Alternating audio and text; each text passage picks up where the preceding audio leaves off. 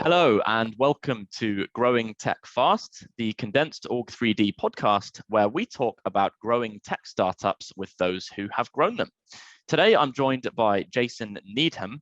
He is the CEO of Cloudentity and has a strong background in the cybersecurity and SaaS space. Jason, it's a pleasure to have you on the pod today. How are you doing? Good. Thank you very much. Nice to be here, Ben. Thanks for having me. No worries. It's a pleasure to have you. For the benefit of our listeners then, Jason, I'd typically like to start off with you just giving us a brief introduction into kind of who you are, what your mission is, and the work that you're up to at the moment. Yeah. Obviously, I think everybody heard my name. So Jason Needham, I am the CEO of Cloudentity. We're a company, startup focused in the application authorization space, really helping organizations control data and access to their API endpoints. And so it's in this very thematic area of API security, as well as access and authorization and really data control. So very excited to join today and talk about, the company and also my past experiences. So. Yeah, fantastic. Well, I'd love to start with your past experiences then. A big focus for this podcast obviously is the startup world. So far, you've co-founded two technology startups and led them to successful acquisitions, one via Apple and the other one via VMware. So I'd love to sort of spend a few minutes on those experiences, hear about those. So at the start of your career, you were at F5 Networks for sort of 12 years or so, and then co-founded and acted as the chief product officer at Union Bay Networks. So what kind of gave you the inspiration to embark on that journey, and what success did you see there? Yeah, well, I like to joke with people that I was having so much fun at F5, I kind of lost track of time. It was an amazing journey that we had from essentially 100 million. When I left, it was 1.3 billion. So I got to see the company reinvented a lot of different times, a lot of different ways. I think that was an amazing experience. But my intention was always to go in and try to build value and disrupt. And so, I actually started Union Bay Networks with 5 guys out of F5. And we saw, a great opportunity to help with the world kind of shifting to more a cloud-based infrastructure, cloud-based architectures, to really redefine what was going on. And at the time, the focus was really around software-defined networking. So, 13 months all in, we built something really amazing. Kind of had a surprise meeting with Apple where they just said, we're going to buy you. And then I got locked up and couldn't mention the word Apple for 5 years. So it was an amazing run. I think we became the first engineering office in Seattle outside of Cupertino. Steve Jobs was kind of against that type of thing. And so there was a lot of speculation about what we were doing. But, fundamentally, we became a core technology for some of the Apple cloud infrastructure and products that were within. So great run. And, that end-to-end journey was super fast. So it was unexpected. That's not how you go in kind of starting a startup thinking, oh, I'm going to be in this for a short amount of time. Yeah, I'm interested to hear kind of what your description of that experience was then and how that acquisition came about. So what did you know about that in advance? How did that process of being bought actually go down? Well, we were talking to Apple, like a lot of different companies, as customers, right? And we're focused on building value and delivering a solution that would be game changing for, everyone we were talking with. And I think a lot of those first meetings, it's hard to get into, these really premier gold chip companies. A lot of that kind of came from our background and knowledge, and we had a lot of really smart people. And so those dialogues turned into something more. So that was really our focus. And sometimes it's good to be at the right place at the right time. I think Apple, like a lot of companies, are spending a tremendous amount in the area of networking and security. And so they saw an opportunity for them to take at least a portion of their destiny into their own hands by owning what we had come up with. I think it also helped that a lot of companies were struggling in this space, Apple included, and to really kind of figure out in this new world of software-defined networking how to go and execute in this space. So there wasn't a lot of magic there. We were just focused on building the business and getting into customers that really could appreciate what we were doing.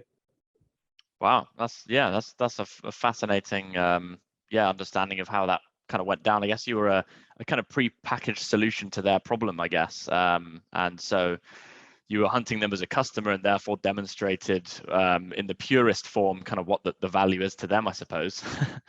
Yeah, and Apple's interesting. They're a very secretive company, so you don't learn a lot about what they're thinking about during the process, what their plans are, and so we just knew that we lit a fire, and next thing we knew, we were an extension of their engineering team in Seattle. So it's a great outcome. I think at the end of the day, with a lot of these companies, it really is all about just focusing on the business and building value and solving problems. That was our focus. Yeah. Okay. And subsequently to that experience, then you also went to co-found another technology startup in Cloud Choreo, acting as the chief marketing officer this time. So how was that experience different to your previous venture with Union Bay? Yeah, well, I had taken a little bit of a time off, a sabbatical. I came back into the market thinking about cloud as well, and also looking at the DevOps trends, and met the co-founder. There was an introduction through a common VC. And so I with Cloud Choreo, one of the things that really attracted me was the DevOps movement and this theme around automation. At the time, HashiCorp and Terraform hadn't really taken off.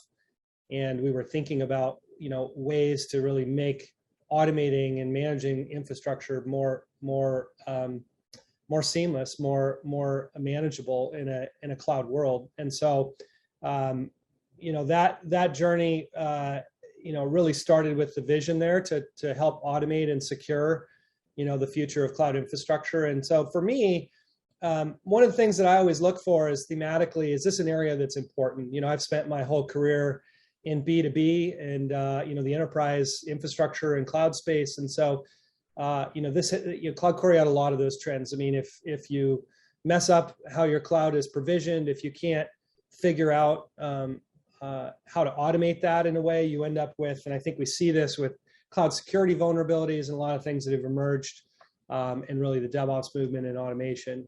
So that was really the focus for us, and I felt like it was a great bet, and something that. Part of my process whenever I evaluate some of these ideas is really go talk to, the 20 smartest people I know. Just do a lot of conversation, not about the solution, but is the pain real? Is this something that's persistent? Do we see this being having a lot of impact over the long haul? And so it checked a lot of those boxes for me.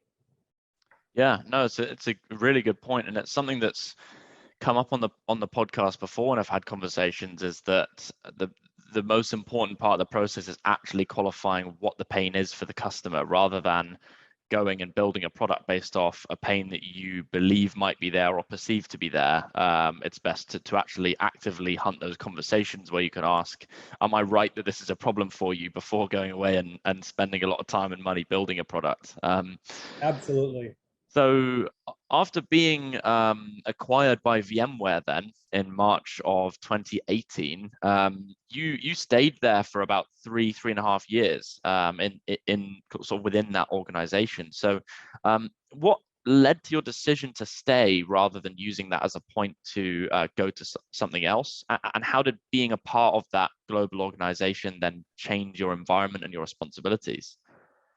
Yeah, well, VMware is a great company. I think the mission that I was on there was very interesting. And I in many ways, I didn't feel like it was finished from what we started in Cloud Choreo. We had a really innovative model for automation and for looking across cloud deployments for vulnerabilities, leveraging a graph database and some other technologies.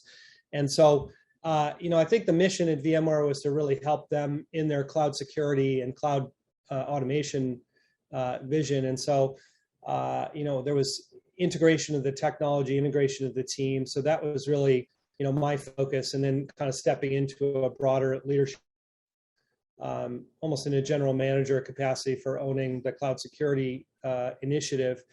And so it was just fun. I mean, and we were making an impact and doing something really, really cool for customers. And I think, probably in the area of cloud security, VMware is one of the best kept secrets. I'll put a shout out. That company and the technology is the Secure State product, Secure State team. It's amazing set of resources to kind of characterize and find issues in your cloud.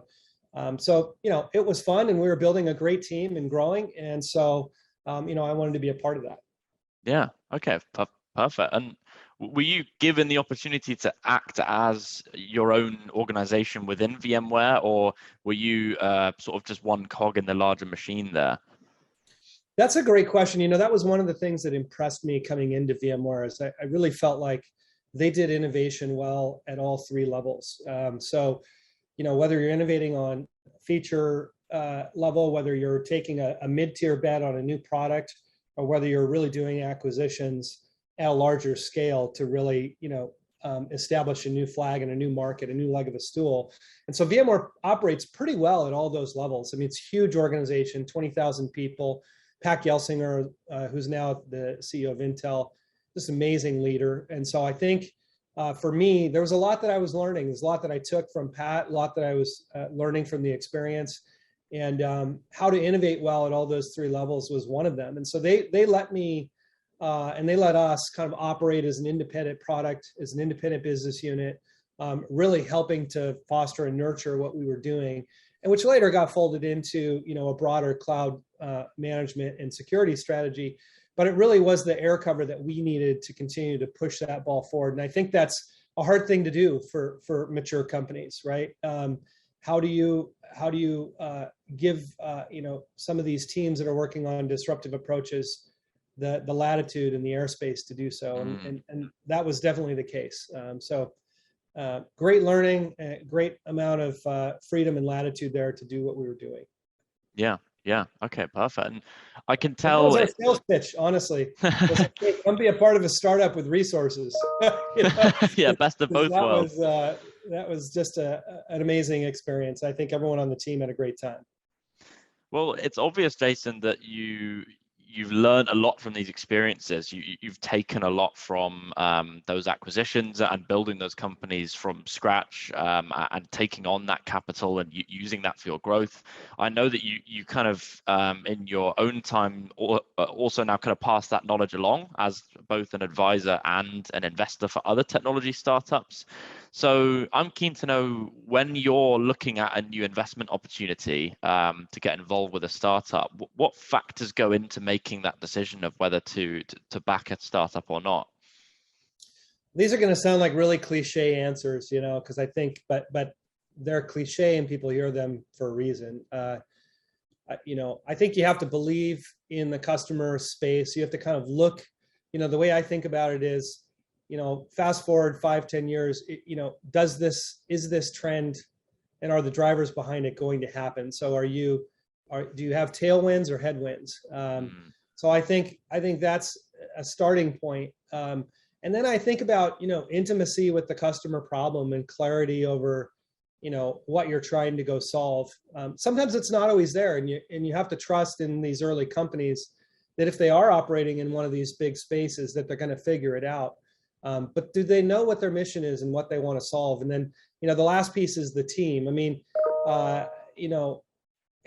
you can have a great team and great people and nice and good backgrounds, but, is this the right team to solve that problem? And, I think kind of going back to the Union Bay days, there was some special, we had a special group with a lot of heritage, and it was the right team to go solve that problem. I think similarly with Cloud Choreo and similarly with Cloudentity. I mean, in this company, we have folks that have been working on this problem of, API authorization and modern application authorization for, really in the identity space for 20 years. And so deep industry experts is important. But that's not always, there are some exceptions to those rules, because sometimes you get people from non-traditional backgrounds to really disrupt the market space. So all those kind of go in to the factoring for me. And I just think the mentality has to be an underlying passion to go solve this problem, because startups are hard, and they're a long journey. You never know. There's going to be some dark days and some bright days, and you want to have that bedrock understanding to kind of lean back on the dark days. Yeah, I think that's a really good answer. It's I guess, yeah, the thing with startups, whether you're building them or joining them, is you're always balancing that kind of risk versus reward and trying to tell the future to as much of an accurate degree as you possibly can. So I'd love to kind of obviously spend some time here talking about Cloudentity as well, the work that you're doing at the moment, have been doing most recently. So I'm interested in your current role actually as a CEO. So I know that you've got a background that's extremely strong in both product and marketing, which is quite unique. You've spent time, as I've mentioned, as a chief product officer and a chief marketing officer. So in your current role, what kind of skill sets do you think are most important and useful for you to succeed in that? Well, the mentality I've brought in, I guess, to this experience for me, and it's a different experience being hired in as a CEO versus starting a company and dubbing yourself that. It's really all about the people first, and I think I got firm about my principles and the way that I want to do things and run them, and being true to myself and honest with that. And so I think that's the place that I start. But when you have a background that's strong in one area, you have to be conscious of firing yourself from that, like not doing that role. And so, I think the CEO job, as I would describe it, is, I need to have a lighter touch across more areas than really getting super focused about, creating the product plan or, driving the marketing message. Someone told me once, and I love this, that the CEO's job is to tell the story, hire great people, and don't run out of money. So, I think that is really, my mentality now at this point in my career, is to really help, bring, greatness out of all those functions to the extent that I can. And, it's always about the customer, and then just really operating as one team and trying to do that. And that requires, not getting distracted into, the CPO role or the CMO role. Now I have to, there's times where you have to roll in, and I would say that's the temptation, is that where you're strong in an area, if you get drug into that, for a short period of time, can you level out, can you pop out of that role? And so I've had to do that a couple times already. Took too much of a direct role in re-architecting and messaging our website than I would have liked. Well, it's interesting you say that, because a lot of the time, I work with startups on a daily basis, and one of the phrases I hear the most is you've got to be able to wear many hats. Got to be able to sort of contribute to many different functions within the organization. So it's just interesting that you say that, because I think doing things that aren't your direct job description is such a big part of the environment of working in a startup. So from my perspective, having a CEO who would sort of roll up his sleeves and construct some messaging for the website would be really inspiring to work under as well. Yeah, I mean, that's true. Yeah, you don't want figureheads. And I think that's one of the things that I appreciate about a startup experience is, I'll never forget, the stark experience from, growing a business in F5 where I'd been for 13 years, and then going into a startup. All of a sudden I was creating, the banners and mailing things from the trade show at reInvent back home. And I'm like, this is how far I've fallen, right? But I think those things allow you to really hone your skill, to really, it is important to use your tools. And that's what I do like, the direct experience of doing that and the challenge of it. Yeah. Okay, perfect. And a question next, perhaps, that will, require both sides of that skill set. Cloudentity's products help companies to achieve a zero trust approach to their cybersecurity strategy. So for our listeners who aren't in the security space, how would you explain zero trust in a nutshell, and where is its place in the future of cybersecurity? I mean, I think the difference of zero trust, to use a quick analogy, it's about, not just having a lock on the front of your door, but maybe between the rooms. And while that sounds inconvenient, I think the reality of what's going on in the enterprise is that, essential to protecting everything is that we don't trust, anyone that is, that comes into our door. And so the line between external users and internal users, attacks can come from any vector. And so the zero trust model is about, the fact that all users, regardless of where they're at and locality, have to be authenticated and authorized before they access information. And so it's really moving to this this model of security by default and making sure that we assert and know who's accessing information rather than just trusting everyone on the inside, because you get attacks from inside the building. And I think as networks have flattened, as you don't have segmentation, natural barriers between rooms, things are happening in a cloud world in a much more dynamic and larger pool. And so you have to have these protections east to west, as they say, or intra-service. And so I think zero trust is really about every transaction being authorized, being, that we're more intent on validating the data that's being shared with every requester. Yeah, perfect. That's the exact kind of answer that I was looking for. So thank you for that. Good. And so I'm conscious we're kind of reaching the end of our time here, Jason. So I just had one final question for you, and it's quite a cliche one for the end of a podcast. But what does the future hold for Cloudentity moving forwards? What's the mission, and where do you see yourself going from this point? Yeah, we're really excited. I mean, coming back to the point I made thematically, there's almost no way that you can look at what's happening in the world and say that there's not more of a need for what we're doing.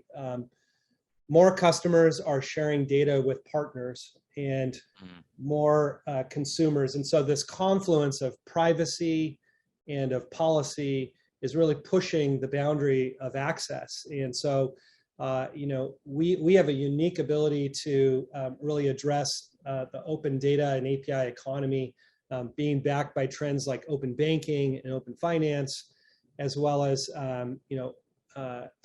we've had open energy and a lot of these different verticals that have come in. And it's really all about sharing data safely and removing the friction.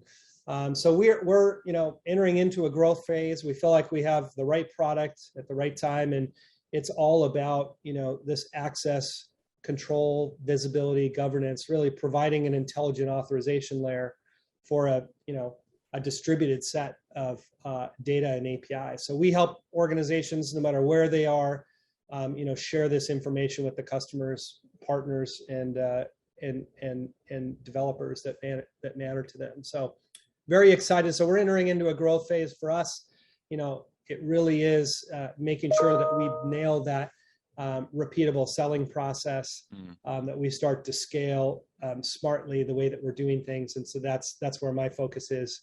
We've got the product. It's now about sales and marketing execution.